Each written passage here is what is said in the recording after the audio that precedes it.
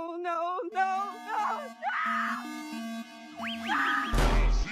The moment I heard the gunshot, I rushed outside. The killers panicked and jumped into their car trying to escape, but the one who pulled the trigger stood frozen in place. It was the first time he had ever killed someone, and he hadn't snapped out of the shock.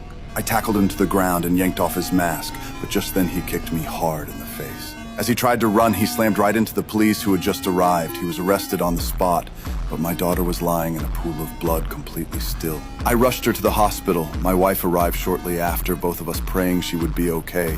But when the doctor walked out of the emergency room with a heavy look on his face, we were told the worst. Our daughter was gone. During questioning, the suspect only admitted to resisting arrest and assault. He denied shooting our daughter.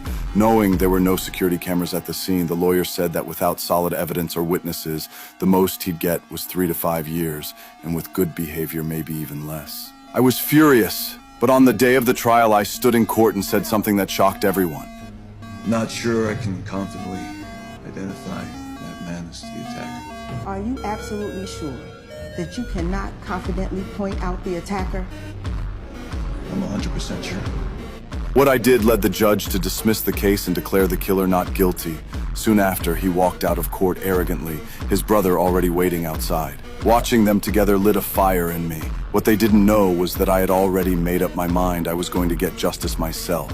I followed him to a nightclub. It wasn't until the early hours of the morning that he finally walked out. That's when I started the car and hit the gas.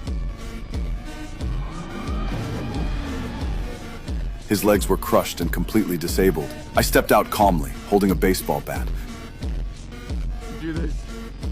No going back for you, asshole. Killed my little girl. She was innocent. Yeah? Sure about that? Huh? You look pretty good to me.